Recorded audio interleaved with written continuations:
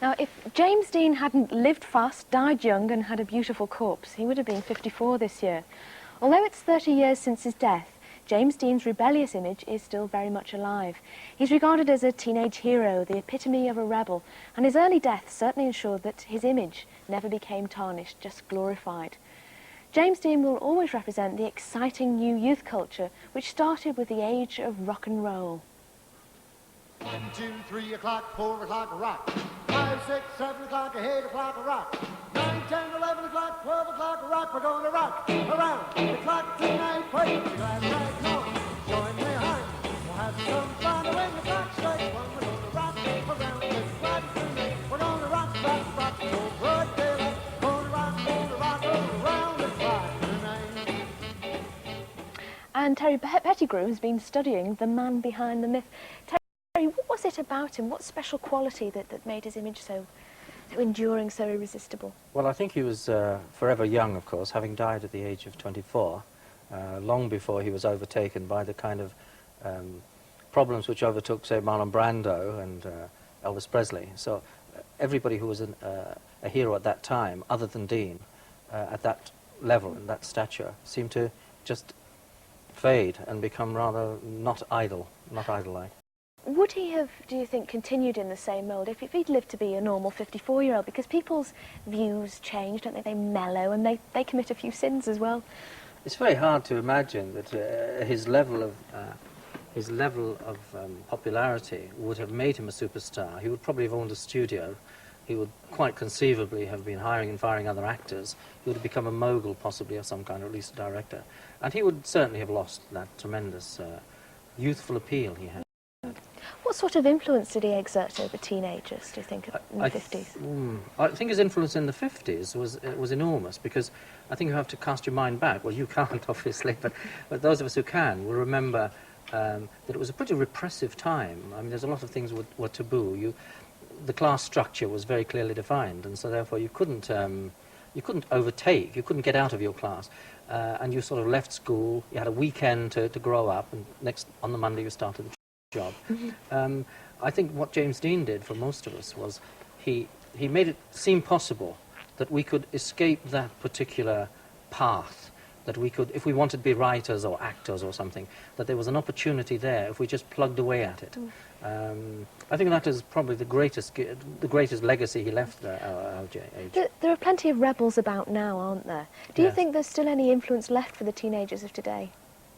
I think, well, everybody's a rebel. I mean, Bob Geldof is a rebel. He's a rebel in the right way, and I think, yes, but being a rebel star or a cult hero, you have to be visual. You can't be a rebel star if you're confined to records, which of course makes James Dean so unique in the 50s, because the cinema was the only place you could really create a rebel, because record stars were just record stars then. Okay, those who made films you saw, but I mean there was nothing very rebellious in the Presley films. Of that particular How would you period. compare him with Presley? Well, both mammoth influences on youth culture, youth dress, and well, the way youth paced itself at that time. But of course, Presley got old, and he took to drugs, and he just sort of disappeared as a youthful idol. Dean remains youthful. He will never be destroyed. He will never shuffle around overweight like Marlon Brando does. He is forever young, forever beautiful. Do we have any heroes now, any real heroes, do you think? Well, obviously, every generation has its own heroes, and I would imagine that they compare to the ones of the past. I just find about James Dean something very mystical, very mythical almost. And if I may just put a brief plug in, Radio 4 tonight, 7:20, we're doing a programme on James Dean, and we've got Adam Faith and Carol Baker and Ray Conley on. And I think a lot of these kind of questions will be answered in that. OK, well, we look forward to that. We'll be able to hear what sort of influence he had on them, perhaps. Yes, everybody tune in. Thank you. Thank you, Terry. Thank you for joining us this morning. And a show opened last week which tells the life story of another legendary Hollywood star, Judy Garland. Judy recalls the child star of The Wizard of Oz, who became one of the most glittering musical stars of the 1940s and 50s. She died alone in London in 1969, quite tragically. Terry Whale is the author of Judy and is here with us now.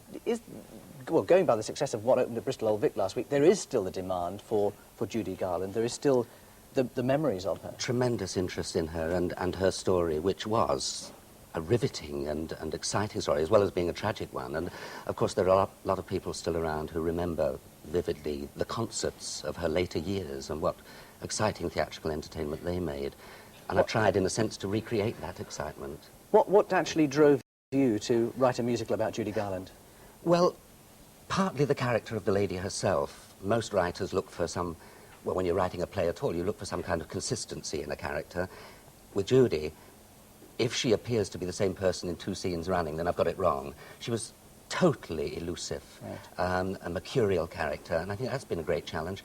The other reason was to find the right person to play it, of course, and, right. And I found that very person in my own wife, who played Piaf on several occasions, and suggested herself to me for this. This is Leslie Mackey, who also shares the same birthday as Judy Garland She as well, does is the indeed, same yes. height, and people say she looks very like her. We can see her singing a song just now. What is the song that she's going to sing? Well, the song is by Rodgers and Hart, and it's called You're Nearer.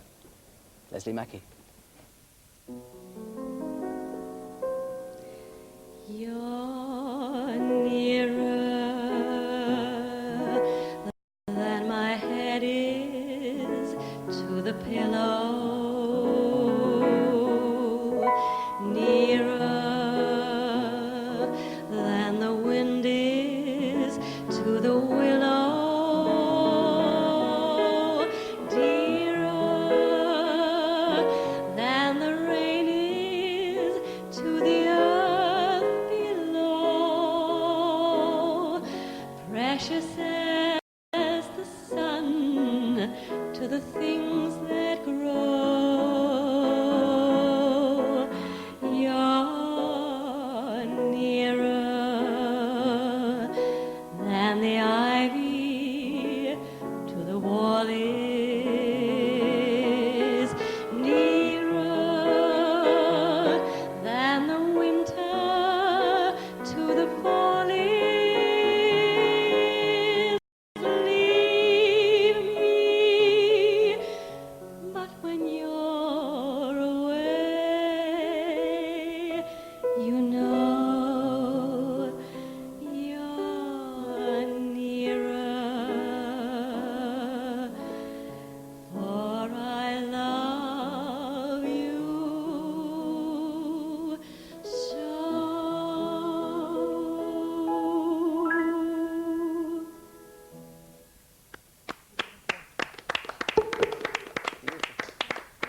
And we've got actually a series of coincidences here. We've just discovered that the two Terrys on our city here were actually in the same class at school, Terry Pettigrew and Terry Whale. And they've both gone on to careers, really, where they've studied the past and studied heroes.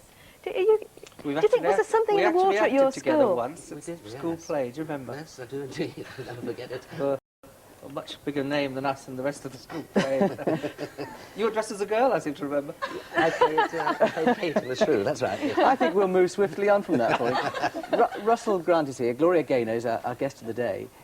Judy Garland, she meant a lot to you, Russell. You were in musicals. She was a heroine of yours? Star is Born. I think as much as Barbara and Christophers and all the rest of them tried to do the remake of A Star is Born, I don't think it ever compared with the Judy Garland and the James Mason version. I mean, those wonderful raunchy numbers, wasn't there? You gotta have bells that'll ring, you gotta have songs that'll sing, and The Man That Got Away, Larry Grayson's theme song now. Every Is word's it an the sort audition. of music that appeals to you, Gloria? Or Absolutely.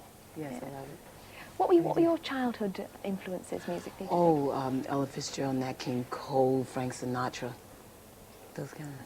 Russell Grant has rather delicious-looking treat. Yes, I had a word to the stars. The firmament said, I'll give her a donut. It's all you're going to get today, dear, so you might as well have it. Thank you And Gloria, very this much. is an old British institution. Really? No. It was an American Is institution. it? Oh, no, I think, well, we took it over in about 1775. Are you sure you didn't bring it back? With a cup of tea from Boston. absolutely. There you are, darling. It's an old Russell institution. And, of course, you were born the same day, aren't you? Gemini. Yeah. June the 10th? Do you feel that you're like her? I mean, are you likely to... Do you have those frenetic times when you can't seem to get your act together? I think I have a sort of highly nervous energy, but I hope I don't have as many problems as she had. And I'm sort of very tactile. What did she say? Insomniac. Insomniac, Certainly yes. shares that. Interesting that you mentioned the word mercurial too, because of course Mercury rules Gemini and Virgo, and Mercury people are very sanguine and, you know, on the go and busy, wanting to be on the phone or wanting to write or wanting to call on someone. Is that like you too, Gloria? Oh, yes, very. What is it about heroes that we look back at these people? I mean, sadly, after they've died, they become big heroes, don't they? Judy Garland, right, she was a heroine in her own time, but it was after the death that the myths all started about Judy Garland and all the autobiographies and things. That's very true, yes, yes. But I think we live in an age now without heroes. And while one looks back and, in a certain sense, one can actually say, thank goodness those days have ended because a lot of people suffered a heck of a lot, it's still a bit dull now, I think, without them. Well, let's just take a quick pause there for a last look at the news headlines this Monday morning, the last day of September. It's been a quieter night in Brixton after the weekend's rioting. The police cordon has been lifted and the area is reported to be returning to normal. But there has been some sporadic violence. The brother of the model Sheila Caffel, who was shot dead with her parents and 2 sons, has been charged with their murder.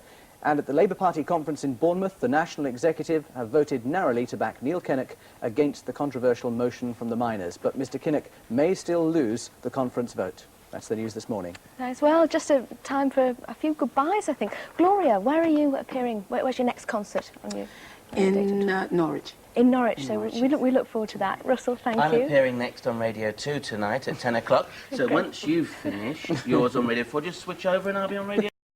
Thanks. Terry, Leslie, thank you for joining us. And Mike, and now it's back to Frank. More plugs than a bathroom showroom here. Because you drip. I don't know if he's hearing us. I am hearing you. Thank you very much indeed. Tell Francis we're still waiting for the fog to lift here at Bournemouth. It's a pretty parky day. And were the top of this hotel another 10 feet higher, I think we'd be in the clouds. Well,